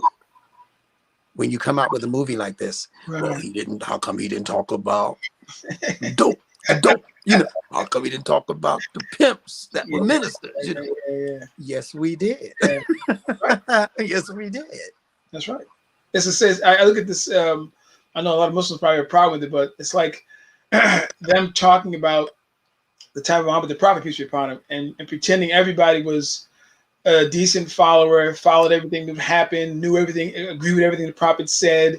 Nobody backslid. Nobody, you know, it was a perfect. Oh, they didn't do that, or if they did that, Allah mysteriously corrected it. You know, he said they don't want to hear what is in the real history. And not that we're, we're not the highlighters of unfortunate realities, but that's part of the history that you have to look at. It's the same way they want to make, how the Christians make the only great person or virtuous person being Jesus the Christ, make it a prophet. And the Imam said there were people that had his personality before him. They were good, honest, They want to just make it our prophet. Beautiful. To exclude the others, again, like I said, for their own, reasons. But yes, thank you for being honest, and for keeping that in the forefront and keeping that in the presence, like you said, so that you can't say, well, you're playing favorites. Now, there's a question, definitely I know, and I know this, their people are going to ask, and maybe our people in the public too can ask this too. Did you have a chance to talk with Minister Farrakhan? And is his role in the movie, or what was his role in the movie? Meaning, Is he in the movie? well, I know he's in the movie, yes. But Mhm. did you talk to him about it, or talk to Yeah, his good family about question. it? Could you get to a little, whatever you want to talk about a little? Because I feel people are definitely, because he's still alive, and they know Mhm, Islam, mhm. they want to know, Yeah, okay, well, what about the minister, brother? yeah. No, I didn't talk to him. I had an opportunity, or there was an opportunity being prepared for me to talk to him, but it was right around the time that he started getting ill. Okay. The time around when he went to Cuba and that whole thing, and he was more off limits than on limits. But they did get the message to him that I wanted to speak to him, and he said that would be fantastic. I'd love to contribute to that work. We haven't had it happen yet. Some people are probably aware that I did meet with him a couple of years ago in Philadelphia. You can find that meeting on Facebook. Just Google Ben Bilal and Minister Louis Farrakhan or something like that, and you'll be able to hear what I had to say. I gave about a 15-minute lecture just prior to him coming on to speak, and we hugged, we shook hands, we hugged, and he said, "Listen," he told me who to contact. Okay. In order for me to be able to contact him, I made an effort to do that, and it just didn't pan out. Okay. So I've designed this script so that with or without his participation, there's enough information that we have public access to, and there's enough people who were privy to these conversations that he had, especially in relation to the early years under Malcolm X and the early years under Imam W.D. Muhammad. We're talking now between 1975 and the end of 1977, when he was working under Imam Muhammad's umbrella. Right. And there are enough people who were right there in contact with them who have given me what I need to know. But I want people to understand that this is not the Louis Farrakhan story. That Right. the people who admire him, the people who have deep pockets, many of them have deep pockets, they can produce a movie on their own concerning his life and legacy. Right. This movie is dealing with the life and legacy of the Honorable Elijah Muhammad and the transference of that, I like to call it energy, actually, but it's the transference of that role, that leadership role, over to his son, Wallace D. Muhammad, and how that happened. What was actually said when Clara was pregnant with Wallace in her belly. What did Mr. W.D. Farrar, how did Wallace D. Muhammad end up with the name Wallace D., which was the name of Elijah Muhammad's teacher, Right. Wallace D. Farrar? Right. How did that happen? Right. Are you going to tell me this man wasn't slated to be a special person in the community, and the man is wearing the name of the man who you call God? I'm talking out to the old folks. Yes, sir. Yes, sir. So Yes, if he's a hypocrite, and I like to deal with this, if Wallace Muhammad is a hypocrite, then your God is a liar, because he's the one who chose him. And what I mean by liar is, if you believe that W.D. Farrar said that he was God in person, manifest in the flesh, right. and that he was the all-knowing, he was the supreme being, then how come he didn't know that Wallace would turn hypocrite? And if he knew that, why did he still choose him? Or he didn't know it, and therefore he's not God. You can't have it both ways. Right. Right? So no, the point, in fact, a point in fact is that Mr. W.D. Farrar was doing something very, very unusual, actually, and shrewd, that other leaders, not even Dr. King, saw fit to do. And that is actually prepare someone for future leadership past Elijah Muhammad. He gave Elijah Muhammad a particular set of instructions to condition the people for a greater ascension that would come through this other one that he was predicting would take Elijah Muhammad's, he didn't say take his place. He said, assist him. He will help you in your mission. Yeah. So, the twists and turns of that.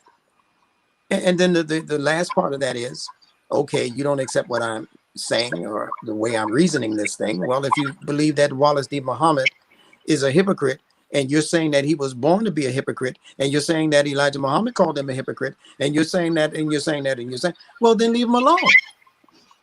He's doing what he was supposed to do as a hypocrite. Why are you messing with him then? If he was born to be a hypocrite, because that's what some of them say. His father said that one was going to be born that was going to, do this, and the nation would go down to almost zero. And well, Elijah Muhammad never said that his son was going to bring them down to almost zero. Elijah Muhammad was critical of the Nation of Islam in his lifetime. That's right. Because of the things that he knew was happening. And he was hoping his son would come and bring that big push broom and begin to clean some of this up, because he knew at his age and with his illnesses and with his lack of insight that Wallace had, that he knew Wallace was growing into.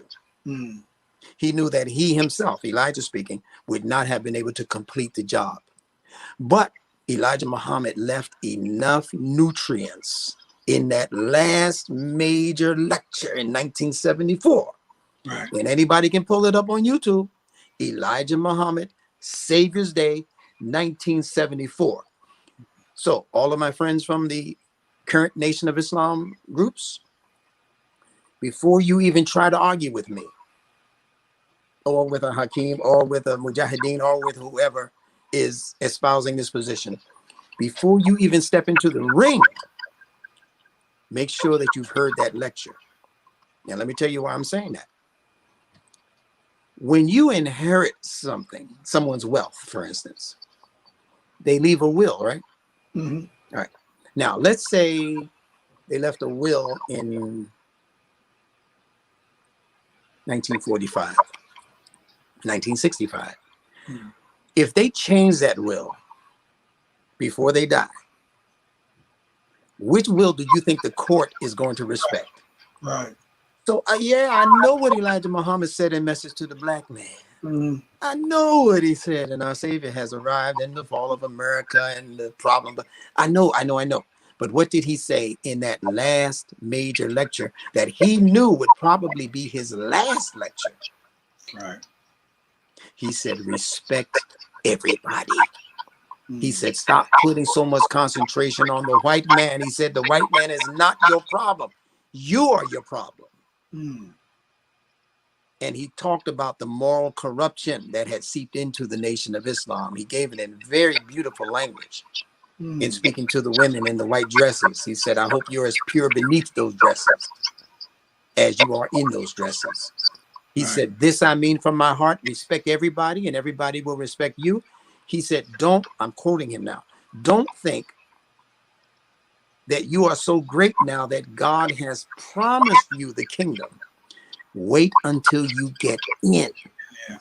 So in 1974, after 44 straight years of that doctrine, the Nation of Islam was still not into the kingdom. Or what in the world is this kingdom? That's what W.D. Muhammad came to bring.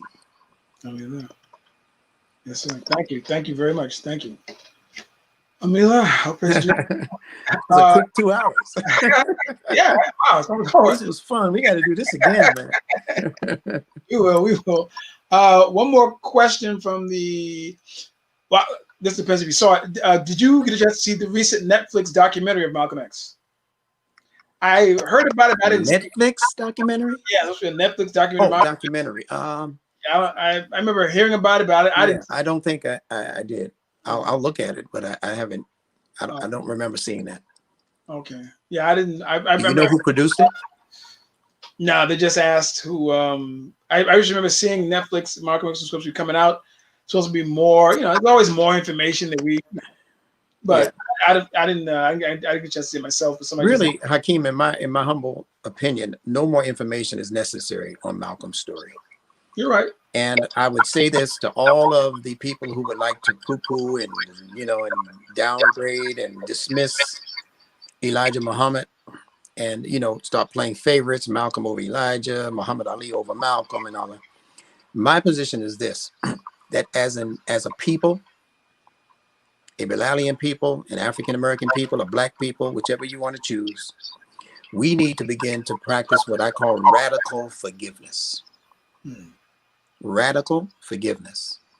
Yes, there were those who had their superior points, and there were those who made missteps.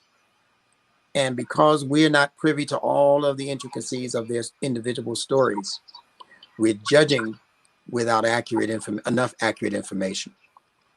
And we're just continuing to look for information in order to justify the position we have already. We're not trying to change our minds. So because of that, why don't we just do our hearts a favor and say, whatever that was that Malcolm did that I didn't like, I forgive him. Whatever that was that Elijah Muhammad did and didn't do, I forgive him. And I'm going to begin to take only the nutrients, the stuff that I know was good stuff, the stuff that I know is going to help us, you know, realize our potential as a people in America and in the world. Let me just take the nutritious part of it and discard the rest of it, just dismiss the rest of it, just forgive the rest of it. They're human beings. Right. You know? And I would advise that for any personality that we've given that kind of time and attention to. I mean, thank you. The director, they said his name was Abdul Rahman Muhammad of the Netflix. Oh, yes, I did see that. Yeah. Okay. I knew it was something that I knew about or somebody that I knew about. And I had a chance to meet him. I've spoken to him a good at least 10 to 15 times years ago when he was gathering all of this information. And he's a good brother. But again, the documentary is leading us down a road to no conclusion. In fact, he did it before the passing of the man who they say was the last man alive who actually participated in the assassination of Malcolm X. And he was hoping to get to Newark in order to unveil him or reveal him. And unfortunately for him, maybe fortunately for history, he wasn't, by the time he got props in place to get to Newark to find this man and film him and confront him, the man had already died. So that was Allah's will. Right. Yeah. Okay. Well, as they say in show business, that's all we have for today. Yeah. All right. I'd like to thank our guest, Ben Musheer Bilal. I'd like to thank our brothers from New Freedom Exchange, our brother Mujahideen. Great work. Great job. Bilal Hassan. Thank my brother again, Mustafa, for doing the flyer.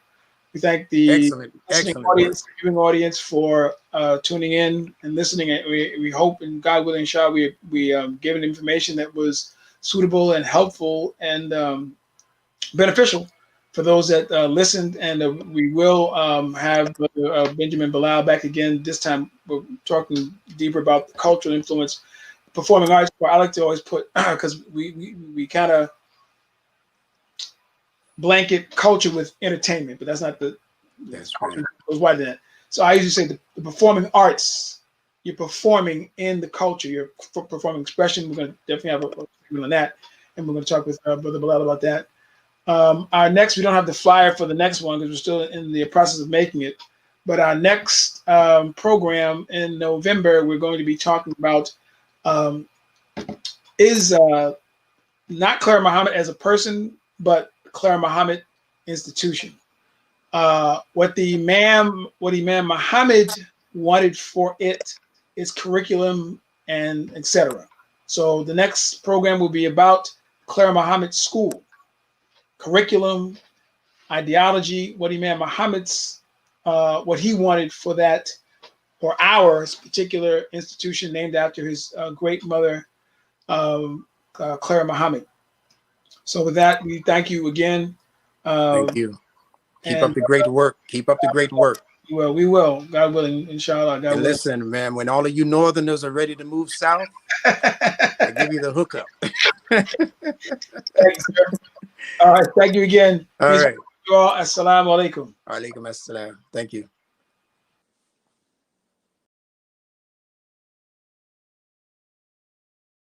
Negroes in this country are confronted by is with a re-education program, not a re-education program for whites, but a re-education program for black people themselves to eliminate the negative image that has been through propaganda instilled within us of ourselves since we've been in this country. It'll take an entirely new approach to restore some kind of racial pride and racial dignity in the minds of the black people. And once we have this pride and this dignity, we can get the cohesiveness and the unity and harmony necessary to solve our own problems here in the black community instead of waiting for representatives of the white community to come uptown and solve these problems for us. Now, in concluding this, when the slave traders and the black traders of Africa, traitors, different, traitors. When the slave traders and the traitors of Africa called themselves Muslims, for fighting each other and carrying on and weakening their people over there so that the white traders come in there and get us, take us on slave ships and bring us here. Now, all right? Yeah. So now, when all that happened, what you think was happening to our human soul? Let me tell you, God has given me an eye to see into the very abstract form of the human being by my study of the Quran. Yes. Now, I'm going to tell you what was happening. I know, as if I was there. The soul of those victims had given up on this world. They knew they were going to their death. They knew they were going to circumstances that were going to finish them off. They would never have their lives again. They knew that. But in their soul, they were saying, our children will one day be free again, and they will serve God. We have failed, but our children will one day serve God.